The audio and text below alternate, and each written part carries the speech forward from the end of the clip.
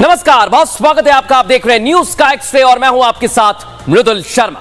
आज आपको बताएंगे समाजवादी पार्टी के एक और नेता ने दरिंदगी की घटना को अंजाम दिया।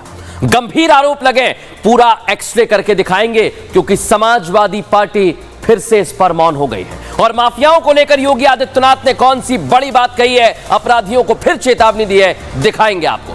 इसके बाद बताएंगे सबसे बड़ा धर्म युद्ध क्या कहता है। पूरी एक्सरे रिपोर्ट हमने तैयार की है और लेके चलेंगे राजधानी दिल्ली, जहां पर दिल्ली में दिन दहाड़े फायरिंग की घटना हुई है। क्यों हुई है, क्या हुआ था, एक एक जानकारी आपको देंगे। उससे पहले दिखाते हैं देश और दुनिया की तमाम 10 बड़ी खबरें।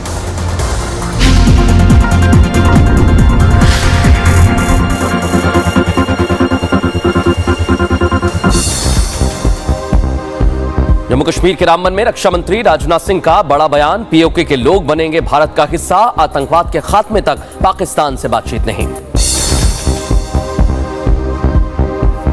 चुनाव को लेकर बीजेपी ने जारी की छठी लिस्ट, 10 उम्मीदवारों के नाम का ऐलान। कठुआ से भरत भूषण और बांदीपुरा से नासिर अहमद को टिकट मिला।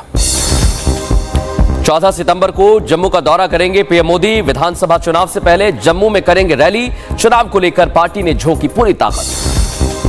बंगाल में रेप मर्डर केस के खिलाफ भारी आक्रोश। कोलकाता की सड़कों पर उतरे सैकड़ों लोग, हाथों में मशाल लेकर महिलाओं ने निकाला मार्च। जांच में देरी पर बीजेपी ने उठाए सवाल।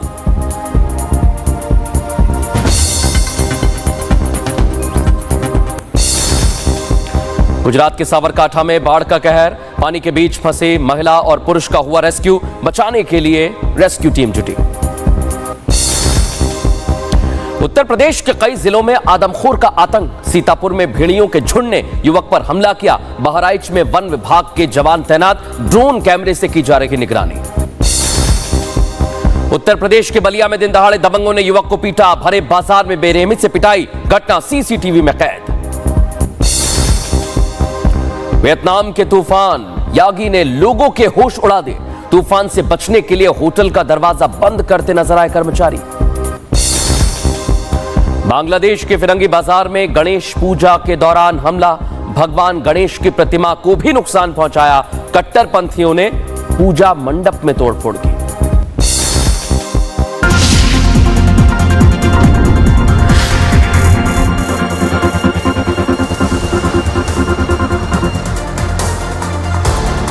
और आज की हमारी सबसे पहली और बड़ी खबर, योगी आदित्यनाथ ने कह दिया है माफियाओं की अंतिम यात्रा।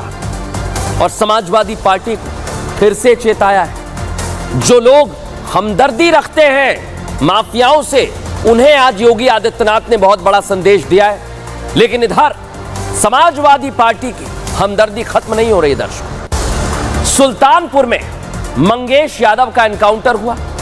अखिलेश यादव ने उस पर सवाल तो उठाए, तब से लगातार अखिलेश यादव कभी कानून तो कभी लूट का माल तो कभी दूसरे और सवाल खड़े कर रहे थे। लेकिन अब सीएम योगी ने अखिलेश एंड पार्टी को ऐसा जवाब दिया कि वो चारों खाने चित हो गई, क्योंकि योगी ने जवाब ही ऐसा दिया है। दर्शकों, अंबेडकर नगर मुख्यमंत्री योगी आदित्यनाथ पहुंचे थे, तस्वीर आपको दिखा रहा हूं। योगी ने विपक्ष को लाउड एंड क्लियर मैसेज दे दिया है, ना तो अपराधी बख्शे जाएंगे और ना उनका साथ देने वाले। सीएम योगी आदित्यनाथ ने, दर्शकों बता दूं आपको, बिना नाम लिए कह दिया है, डकैत मारा जाता है तो दर्द होने लगता है। सीएम का जवाब सपा के उन नेताओं को भी था जो जाति जाति करके अपना सीना पीट रहे थे। दर्शकों, हमने आपको दिखाया भी था। उनसे मुख्यमंत्री ने आज सीधा सवाल किया कि डकैती करते वक्त अगर वो किसी को गोली मार देते तो उसका जिम्मेदार कौन होता? फिर भी क्या जाति देखते आप? जाति वाली सियासत हो रही है और इसलिए योगी आदित्यनाथ ने जवाब दिया। लेकिन क्या आरोप लगा रहे हैं, क्या जवाब दिया जा रहा है, पहले आपको वो बताता हूं। अखिलेश यादव ने क्या कहा? सुल्तानपुर डकैती के लोगों से सत्ता पक्ष का संपर्क था, यह आरोप लगाया। जवाब दिया योगी आदित्यनाथ। क्या कहा? माफियाओं के मारे जाने पर उनकी दुखती रग पर उंगली रख दी जाती है। अखिलेश यादव ने फिर से बोला, क्या कहा? नकली एनकाउंटर से पहले मुख्य आरोपी से संपर्क साधा गया, बड़ा आरोप लगाया। योगी आदित्यनाथ ने जवाब दिया, सपा किसी ग्राहक की जान को वापस कर पाती क्या? सोचिए आप जरा, वही सवाल की गोली लगती तो क्या होता? अखिलेश यादव ने फिर से कहा, सुल्तानपुर एनकाउंटर में जात देखकर जान ली गई, लेकिन योगी आदित्यनाथ ने बता दिया दर्शकों, ग्राहक यादव भी हो सकता था, दलित भी हो सकता था, सवर्ण भी हो सकता था, कोई भी हो सकता था दर्शकों।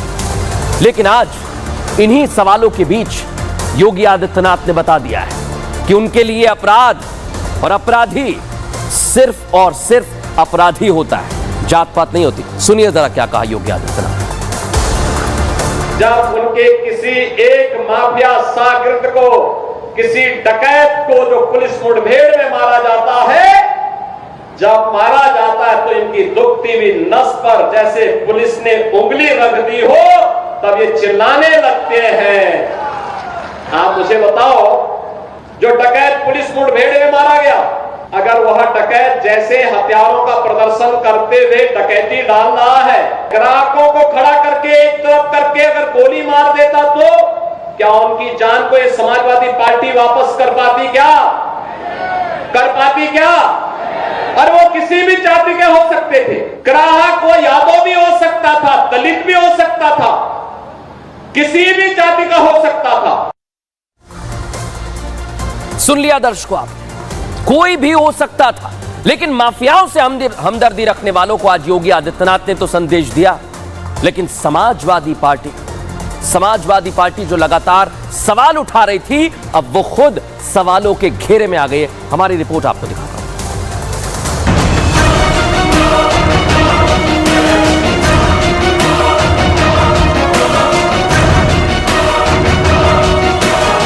बेटी और व्यापारी की सुरक्षा पर जो खतरा पैदा करते थे, वे सभी गायब हो गए, और जो बचे हैं वे भी अपनी अंतिम यात्रा की तैयारी कर रहे होंगे।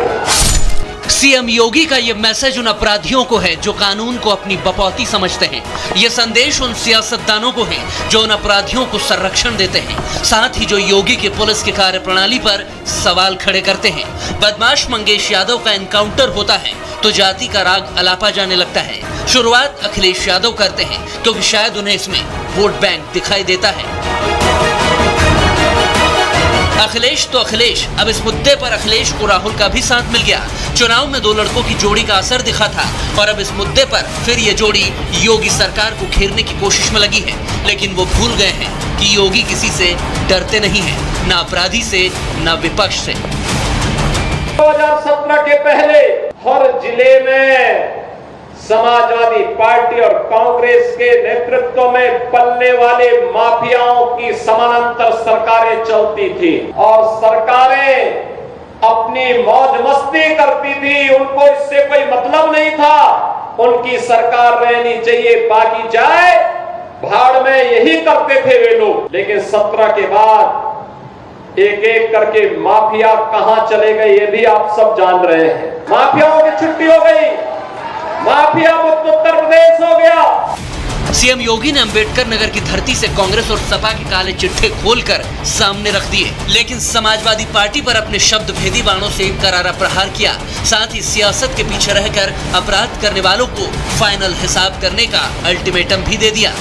यहाँ तो गुंडों की भरपूर फौज खड़ी थी, उनको लेकर के लोग चलते थे, उनको अपना शागिर्द मानते थे। जो जितना बड़ा गुंडा और माफिया होता था, समाजवादी पार्टी में उतना बड़ा ओहदा उसको दे दिया जाता था। पुलिस पहले भागती थी, पीछे पीछे गुंडे दौड़ाते थे। आज 17 के बाद उल्टा हो गया है, अब गुंडा और माफिया भाग रहा है, पुलिस उसको दौड़ा रही है, और अगर उसने कहीं कोई दुस्साहस किया तो फिर वहीं पे राम नाम सत्य है, यह भी तय हो जाता है। कुल मिलाकर योगी ने साफ कर दिया कि प्रदेश में माफियागिरी नहीं चलेगी, चलेगा तो सिर्फ कानून का राज, और जो कानून को ठेंगा दिखाएगा उसका काम तमाम करने का काम कानून के तहत किया जाएगा। Bureau report, republic Bharat. दर्शकों, सीएम योगी आदित्यनाथ यूं ही कुछ भी नहीं कहते।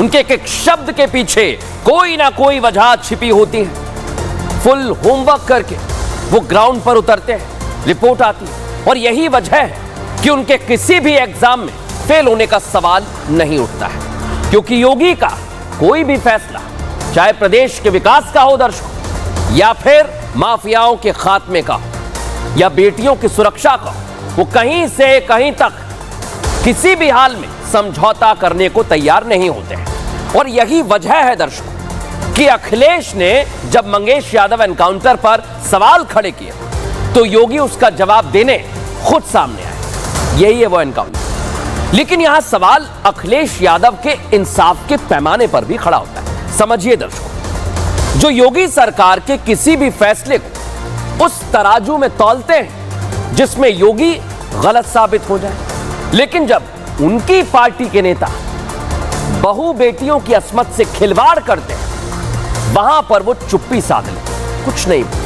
फिर चाहे वो मामला अयोध्या का हो दर्शकों, मोहित खान आपको याद होगा, या फिर कन्नौज का नवाब हो, अखिलेश यादव की चुप्पी की वजह सबसे बड़ी है उनके नेताओं की हिम्मत को बढ़ाने वाली। और सपा के दागी नेताओं की लिस्ट में अब एक और नाम जुड़ गया है दर्शकों, एक और नाम जुड़ गया है, बता रहा हूं आपको।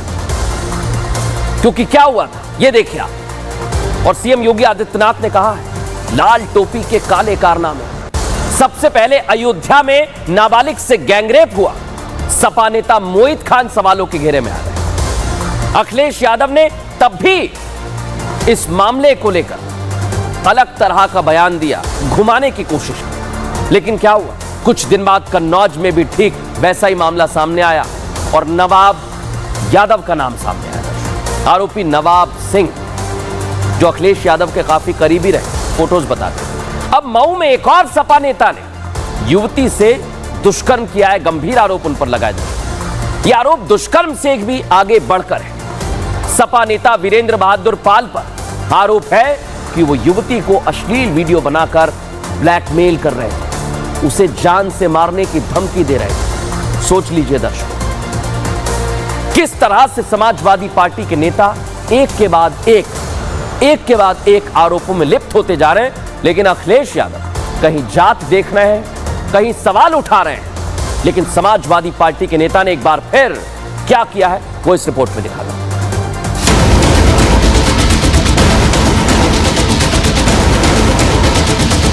मेरठ में एक नाबालिग के साथ सामूहिक दुष्कर्म की घटना पर शासन प्रशासन की निष्क्रियता घटना के समान ही घोर निंदनीय है। इंसाफ हो। तो अखिलेश यादव मेरठ में हुए नाबालिग से दुष्कर्म की घटना पर इंसाफ की मांग कर रहे हैं। इंसाफ के लिए आवाज उठाने में कोई गलत बात नहीं, कानून के तहत हर अपराध का हिसाब होगा। लेकिन अखिलेश जी, मेरठ के लिए तो आपने इंसाफ मांग लिया, लेकिन मऊ से सामने आए दुष्कर्म पर आप कब इंसाफ मांगने वाले हैं?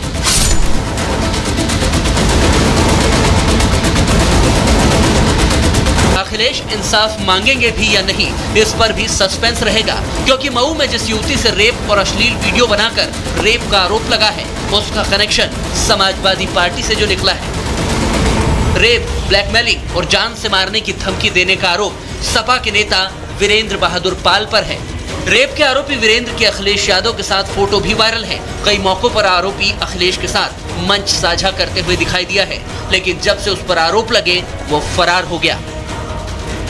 एक पीड़िता द्वारा एक व्यक्ति जिनका नाम वीरेंद्र बहादुर पाल है, उनके विरुद्ध अवैध संबंध बनाने, मारपीट करने इत्यादि संबंधित एक तहरीर दी गई थी। उनके साथ 6 तारीख को अपने चैम्बर के पास जाकर गाली गलौच और मारपीट किया गया। प्रथम सूचना रिपोर्ट दर्ज करके अग्रिम विधिक कार्रवाई की जा रही है। मऊ बार एसोसिएशन का अध्यक्ष रह चुके वीरेंद्र पाल पर अब क्या अखिलेश यादव कुछ बोलेंगे? क्या सोशल मीडिया पर पोस्ट कर इंसाफ की मांग करेंगे? या फिर मोहित खान के कांड जैसे इस केस में भी डीएनए से लेकर नार्को टेस्ट की मांग करेंगे? खैर, मामला योगी के प्रदेश से सामने आया है तो योगी और उनकी पुलिस कानून के तहत हिसाब जरूर करेगी। Bureau report, republic Bharat. Yogi Adityanath ने कह दिया दर्शकों, हिसाब तो होगा, अपराध करोगे तो भुगतना पड़ेगा। और मऊ में हुए रेपकांड में समाजवादी पार्टी के नेता का नाम सामने आने के बाद बीजेपी ने एक बार फिर हमला किया है समाजवादी पार्टी पर। बीजेपी आईटी सेल अध्यक्ष अमित मालवीय ने इसे लेकर अखिलेश यादव पर निशाना साधा। वो ट्वीट में आपको दिखा रहा हूं दर्शक। मोहित खान और नवाब सिंह यादव के बाद सपा नेता वीरेंद्र बहादुर पाल पर बलात्कार का आरोप लगाया। अब अखिलेश यादव डीएनए टेस्ट की मांग करेंगे। पिछले कुछ दिनों से कई सपा नेताओं द्वारा महिलाओं के साथ दुर्व्यवहार की घटनाएं सामने आई। गुंडों और बलात्कारियों का गिरोह है समाजवादी पार्टी। सोच लीजिए दर्शकों, इस तरह की बातें की जा रही है और इसलिए कहा गया कि सपा की सियासत बड़ी अजीब है। जो दर्शक सुन रहे हैं उत्तर प्रदेश के और देश भर के, उन्हें बता दें कि अयोध्या में नाबालिग से रेप हुआ तो वहां के सांसद और जो अखिलेश यादव के साथ रहते हैं अवधेश प्रसाद, खुद अखिलेश यादव आरोपी नेता मोहित खान, सपा नेता मोहित खान के बचाव में खड़े हो गए। ना पीड़ित से उसका हाल जानने के लिए पहुंचे, ना उसके परिवार से मिले। सोचिए जरा, योगी आदित्यनाथ ने मुलाकात की थी, आरोपी पर सख्त कार्रवाई का कम से कम आश्वासन ही दे देते। लेकिन अयोध्या में ही जब एक दूसरी दलित नाबालिग का रेप होता है तो वो रात के अंधेरे में छिपते छिपाते हुए मिलने पहुंच गए। यही अवधेश प्रसाद जो अयोध्या से जीते हैं, सांसद बने फैजाबाद। लेकिन जनता है जनाब, वो सब जानती है, वो सब समझती है। जब पीड़ित परिवार से मिलने पहुंचे रात के अंधेरे में, वो तस्वीर आपको दिखा रहा हूं, तो उल्टे पांव वहां से भेज दिए गए, भगा दिए गए। अवधेश प्रसाद से मिलने से इनकार कर दिया पीड़िता ने। सोचिए जरा, उन्हें घर के बाहर रोक दिया गया। वही तस्वीर आपको दिखा रहा हूं दर्शकों। हम यहां अवधेश प्रसाद के पीड़िता के घर पहुंचने का विरोध नहीं कर रहे हैं, ये मैं आपको साफ कर देता हूं, बल्कि आपको ये बता रहे हैं कि पीड़ित परिवार ने कैसे अवधेश प्रसाद को वापस भेज दिया। उनसे पूछा कि आप रात के अंधेरे में क्यों मिलने आए, सुबह क्या आपको दिक्कत है? अवधेश जी, आज आपसे भी तो सवाल पूछने पड़ेंगे। अवधेश प्रसाद, अयोध्या की हर बेटी क्या आपके लिए अलग है? सवाल यह है कि आपको अयोध्या में वो बेटी क्यों याद नहीं आई जिसके रेप का आरोप आपके करीबी मोहित खान पर लगा। और बड़ी बात पता है आप, अवधेश प्रसाद के साथ उनके कई फोटोज चुनाव में साथ दिए। लेकिन अवधेश प्रसाद, शायद ये बात इस पीड़िता के परिवार को भी समझ आ गई कि आपको उनके दरवाजे पर पहुंचना महज सियासत का एक हिस्सा था। क्योंकि अगर आपको वाकई बेटियों की सुरक्षा का ख्याल होता तो पहली बात तो यह कि दोनों घटनाएं अयोध्या में होती ही नहीं। और अगर हो भी गई है तो पुलिस काम कर रही है। कम से कम आप सांसद होने के नाते दोनों को एक जगह पर रखें। लेकिन कैसे अवधेश प्रसाद को उल्टे पांव वापस लौटा दिया, वो हमारी इस रिपोर्ट में समझिए। 30 जुलाई निषाद बेटी से रेप, 2 सितंबर दलित लड़की से रेप। दोनों ही मामले धर्मनगरी अयोध्या से सामने आए, जहां से सांसद हैं समाजवादी पार्टी के अवधेश प्रसाद। लेकिन सांसद जी को बेटियां एक नहीं लगती। हम ऐसा इसलिए कह रहे हैं क्योंकि अवधेश प्रसाद 2 सितंबर को दलित लड़की से रेप होने के बाद 4 दिन बाद रेप पीड़िता से मिलने गए, लेकिन उन्हें उल्टे पैर लौटना पड़ जाता है क्योंकि पीड़ित परिवार सांसद साहब से मिलने को ही तैयार नहीं हुआ। आरोप लगाया, कितने दिन बीतने के बाद आने का क्या मतलब है? रात में आए थे शायद, हाँ, और नहीं मिले। अच्छा, मुसीबत कर रहे हैं। दुख मुसीबत पर मिलबे नहीं। आज 5-6 रोज के बाद हाँ, पक्का वही कहाँ रहे, अब आए हैं हाँ, तो हम मिलबे नहीं फिर। अच्छा, हाँ, तो मुसीबत में आपकी मदद नहीं की? कुछ नहीं। पीड़ित परिवार भले ही समाजवादी पार्टी और उसके सांसद से नाखुश हो, विरोध जता रहा हो, लेकिन उन्हें योगी सरकार पर पूरा भरोसा है क्योंकि योगी के राज में इंसाफ होता है। अयोध्या में भी हुआ जब रेप के आरोपी शहबान का 2 दिनों में एनकाउंटर कर दिया गया। गोली लगने के बाद शहबान अपने पैरों पर चलने लायक नहीं था। अखिलेश एंड पार्टी एक तरफ अयोध्या रेप कांड के आरोपी का समर्थन करते हुए दिखाई देती है, दूसरी तरफ रेप पीड़िता से मिलने नहीं जाते। इसे लेकर सीएम योगी लगातार हमलावर है। एक निषाद बेटी के साथ जो इन्होंने अयोध्या में किया समाजवादी पार्टी के नेता ने, क्या ये ठीक था? क्या एक निषाद बेटी की इज्जत के साथ खिलवाड़ समाजवादी पार्टी के लोग करते हैं?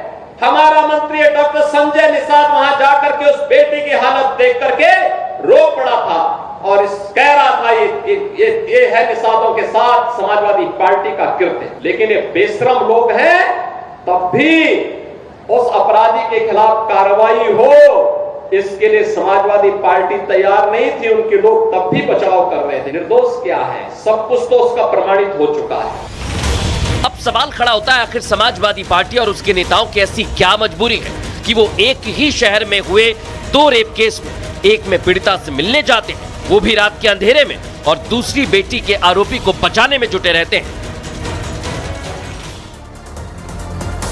दर्शकों, अब खबरों में आगे बढ़ेंगे और बात करेंगे धर्म युद्ध की। ये धर्म युद्ध भारत में चल रहा है। बड़े बड़े लोग हैं, बड़ी बड़ी बातें कही जा रही हैं, बयान दिए जा रहे हैं, लेकिन इसके पीछे का कारण क्या है, मायने क्या है, इसकी पूरी एक्सरे रिपोर्ट आज मैं आपको बताने वाला हूं। और इसे हम धर्म युद्ध क्यों कह रहे हैं? क्योंकि एक तरफ बांग्लादेश के हालातों को लेकर एकजुटता की बात की जा रही है दर्शकों, बांग्लादेश में क्या हुआ ये किसी से छिपा नहीं, तो दूसरी तरफ भड़काऊ भाईजान देश के मुसलमानों को भी भड़काने का काम कर रहे हैं। सड़कों पर उतरने के लिए कहा जा रहा है कि ये सोने का नहीं बल्कि जागने का समय है। तो सवाल ये खड़ा होता है, क्या ये देश की एकता को तोड़ने की कोशिश की जा रही है? आखिर ये भड़काऊ बयानबाजी क्यों हो रही है? चाहे तौकीर रजा हो, या फिर मौलाना साजिद रशीदी, या फिर AIUDF के सांसद बदरुद्दीन अजमल। वक्फ संशोधन बिल को लेकर लगातार भड़काऊ टेप रिकॉर्डर ऑन करके सुनाया जा रहा है, मुसलमानों को भड़काया जा रहा है दर्शकों। लेकिन आज मैं एक बात कहना चाहता हूं, किस तरह से भड़काया जा रहा है और किस तरह से एकता की बात की जा रही है। दोनों ओर से अलग अलग तरह की बयानबाजी हो रही है। पहले आपको यह बताता हूं कि क्या कहा जा रहा है, क्या कह रहे हैं सनातन के योद्धा, सुनिए।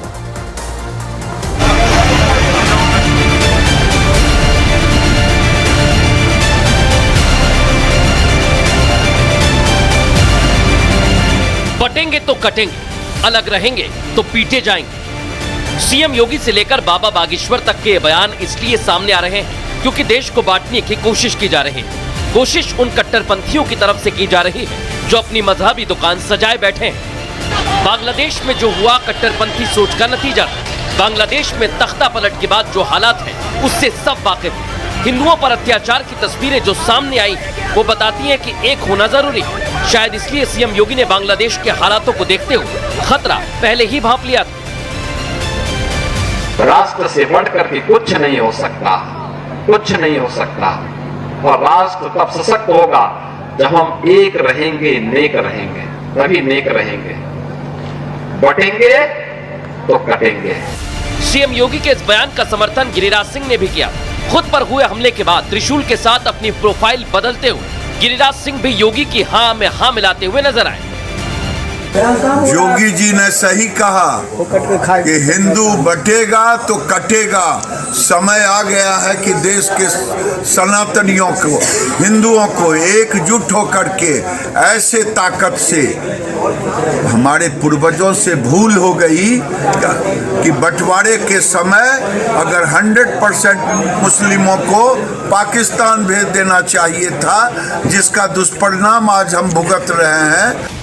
और अब सनातन का झंडा देश और विदेश में बुलंद करने वाले बाबा बागेश्वर भी इस लिस्ट में शामिल हो गए हैं। उन्होंने भी सभी सनातनियों से एकजुट होने की बात कही है। हमें अब भटकना नहीं है, सनातन संस्कृति के नीचे अटकना है। क्योंकि अगर भटकेंगे तो पीते जाएंगे, काटे जाएंगे, और अटकेंगे सनातन संस्कृति के नीचे, जुड़ेंगे तो कोई भी हम लोगों का बाल बाका नहीं कर सकता है। इन बयानों में किसी भी तरह का भड़काऊ या एजेंडा नहीं है, बल्कि ये एकता की बातें कह रहे हैं, जबकि कुछ लोग देश को जाति और वर्ग में बांटने की साजिश रच रहे हैं।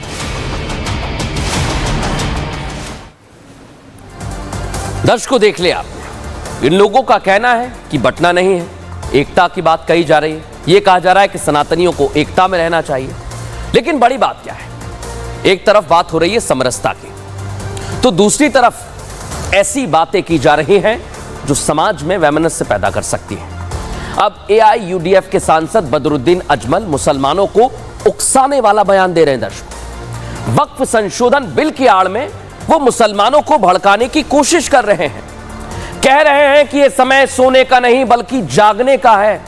तो अजमल साहब, आपका जागने से क्या मतलब है, यह भी बताइए। क्या सियासत के लिए आप इस तरह क्या बयान दे रहे हैं?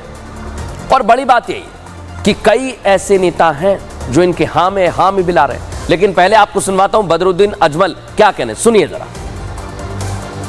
नई हुकूमत ऐसा बिल लाई है कि इस मामले को खत्म ही कर देगी, मुसलमानों के हाथ में कुछ नहीं रहेगा। ये वक्त मुसलमानों के जागने का है। हम लोग गलियों में मुजाहरे करते हैं और हम लोग बड़े बड़े धरने दे देते हैं, लेकिन ये वक्त जब करने का वक्त है तो ऐसा लगता है कि हम लोग गफलत में सो रहे हैं।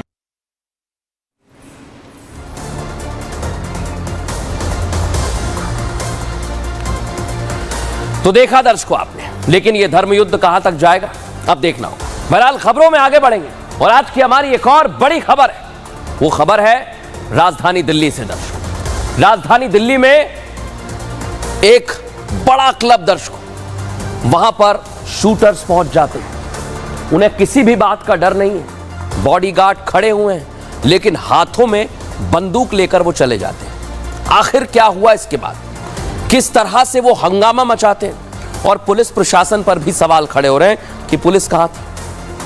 लेकिन दर्शकों, जो तस्वीर अब मैं आपको दिखाने वाला हूं वो देश की राजधानी दिल्ली की है, और आप उसे देखकर चौंक जाएंगे, हैरान रह जाएंगे। देख लीजिए, क्योंकि अब दिल्ली सुरक्षित नहीं है। क्राइम की राजनीति में बदलती दिख रही है। क्यों ऐसा मैं कह रहा हूं?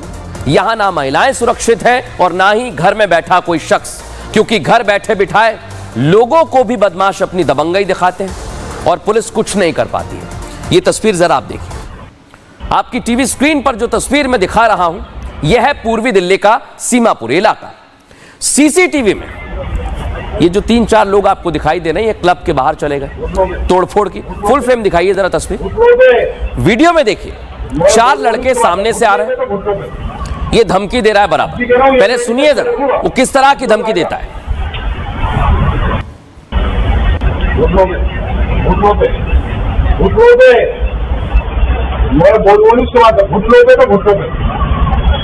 अब भी कह रहा हूँ, ये लेडीज को देखूंगा, घुटनों पे आजा, घुटनों पे आजा। अगर ट्रेन में लगा हुआ, अगर तुम्हारे दिमाग में ये है कि तुम लोग बोलते हो तो मेरे कोई सब घुटने पे। अभी ये पूरी तस्वीर आपने नहीं देखी है दर्शकों। ये पिस्टल निकालकर कह रहा है कि घुटनों पर आ जाओ। 3 बाउंसर वहां पर तैनात थे, उनमें से एक महिला बाउंसर है। ये बंदूकधारी बार बार कह रहा है घुटनों पर बैठ जाओ, धमका रहा है। और हमने आपको सुनवाया दर्शकों कि कैसे ये वहां पर हंगामा मचा रहा है। लेकिन सोचिए दर्शकों आप, किस तरह ये बदमाश बाउंसर्स पर काफी देर तक धमकाता है, पिस्टल थाने खड़ा रहता है, उसकी बात नहीं मानने पर जान से मारने की धमकी देता है। इसके बाद वो बाउंसर से किसी के बारे में पूछता है, जो तस्वीर में आपको दिखा रहा है। 4 आरोपियों में से 2, ये देखिए, जो नीली टी शर्ट वाला वो अब क्लब के अंदर जाता है और वो बंदूकधारी बाउंसर्स पर पिस्टल ताने रहता है। ये आप देखिए, ये अंदर चला जाता है, लेकिन ये बंदूकधारी जाएगा नहीं, ये पिस्टल से बाहर पहरेदारी कर रहा है। और समझिए दर्शकों, इसके बाद वो क्या करता है, सुनिए जरा।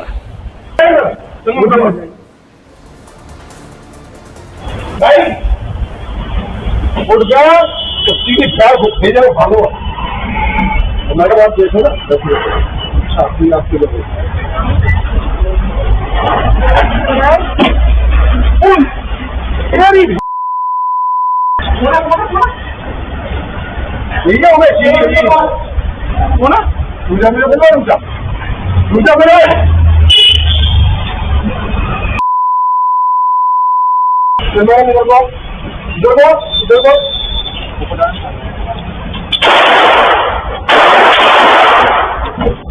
हरिया मत जाइए, हरिया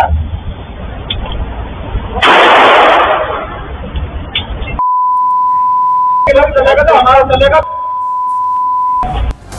देखा दर्शकों आपने, रात के 11:47 पर दिल्ली के सीमापुर इलाके में सड़कों पर क्या चल रहा था। इतनी देर तक ये पूरा सीक्वेंस हमने आपको दिखाया, पुलिस नहीं आई। बेखौफ बदमाश धड़ाधड़ फायरिंग कर रहे हैं, गाली गलौज कर रहे हैं, बदमाशी गुंडाई दिखा रहे हैं। यह वारदात दिल्ली की कानून व्यवस्था पर सवाल तो उठा ही रही है।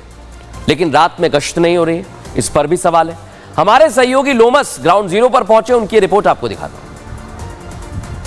उसी क्लब के बाहर यहाँ पे खड़े हैं और उस फायरिंग के कुछ निशान यहाँ पे क्लब के बाहर भी आप देख पाएंगे, 2 गोली के निशान हैं। ये पूरी घटना 5 तारीख की देर रात की है, जब 4 लोग आते हैं, उनके द्वारा ये अंधाधुंध फायरिंग यहाँ पे की जाती है। हालांकि जो ये क्लब है, क्लब के बाहर जो 4 बाउंसर होते हैं, उनके भी माथे पे वो जो हथियारबंद लोग पहुंचते हैं, उनके द्वारा उनके माथे पर पिस्टल ताना जाता है। हालांकि किसी को इस अंधाधुंध फायरिंग में कोई हताहत नहीं होता है, लेकिन जो लोग यहाँ पे पहुंचते हैं उनके द्वारा ये फायरिंग की जाती है। आपको जानकारी दे दें, पुलिस ने इस पूरे मामले को देखते हुए आर्म्स एक्ट में मामला दर्ज कर लिया है। हमारे सहयोगी की आपने रिपोर्ट देखी, हमने पूरी इसकी एक्सरे रिपोर्ट भी तैयार की। चाहते क्या थे बताते हैं। क्लब के बाहर शूटर्स का आधी रात को आतंक देखने को मिला। दर्शक, शूटर्स ने क्लब पर 1 दर्जन से ज्यादा गोलियां दागी। इतना ही नहीं दर्शक, ये वारदात इसी महीने की 5 तारीख की बताई जा रही है, जिसका वीडियो अब सामने आया। मामले में 2 एंगल सामने निकल कर आए। क्या क्या है ये भी आपको बता देता हूं। आरोपी क्लब में फ्री में एंट्री करना चाहते थे, लेकिन नहीं मिली तो नाराज हो गए।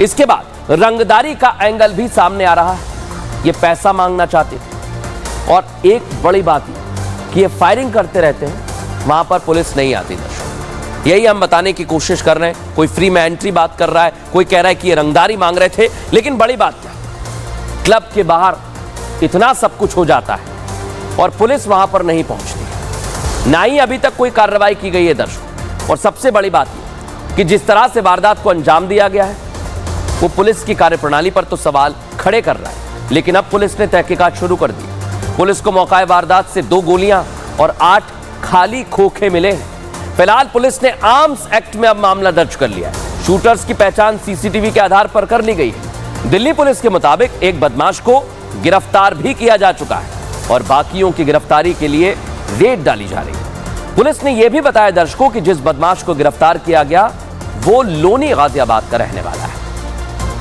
हमारे सहयोगी लोमस ने और जानकारियां जुटाई हैं, सुनवाते हैं। को पहचानने के लिए लगातार जो सीसीटीवी फुटेज वायरल हो रही है, उसको खंगालने का काम पुलिस के द्वारा किया जा रहा है। आपको ये भी जानकारी दे दें, पुलिस कई एंगल पे यहाँ पे जांच करते हुए दिख रही है। पुलिस के द्वारा कहा जा रहा है कि हम हर एक एंगल पे जांच कर रहे हैं। जो धमकी का एक मामला भी निकल के सामने आ रहा है, उस एंगल पे भी यहाँ पे जांच की जा रही है। और ये भी कहा जा रहा है कि कोई आपराधिक रंजिश भी हो सकती है, उस एंगल पे भी पुलिस यहाँ पर पूरे मामले को जांच करती हुई दिख रही है। दर्शकों, खबरों में आगे बढ़ेंगे और पंजाब के जालंधर में एक तस्वीर सामने आई है जहां पर मोबाइल लूट लिया गया है। दर्शकों, लेकिन इसमें बड़ी बात क्या है, मोबाइल लूट के दौरान एक लड़की को करीब 400 मीटर तक बुरी तरह घसीटा गया। वो तस्वीर आपको दिखा रहा हूं, सीसीटीवी फुल फ्रेम दिखाइए। बीते गुरुवार की यह घटना बताई जा रही है। दर्शकों, देखिए जरा किस तरह से 2 बदमाश मोबाइल छीनते हैं, लेकिन वो लड़की जोर से मोबाइल पकड़ लेती है और उसके बाद भी ये बदमाश रुकते नहीं हैं। बाइक पर उस लड़की को 400 मीटर तक खींचते हुए चले जाते हैं। लेकिन आप सोचिए दर्शकों, किस तरह से ये बदमाश वारदात को अंजाम दे रहे हैं। आप समझिए इन तस्वीरों को और आप भी सावधान रहिए।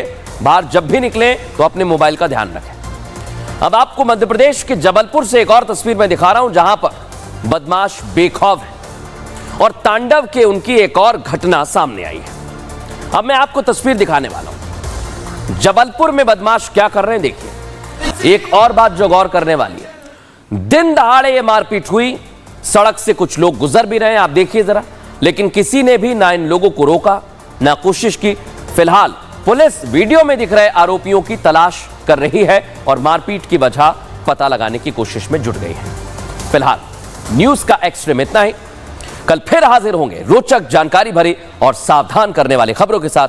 तब तक के लिए नमस्कार।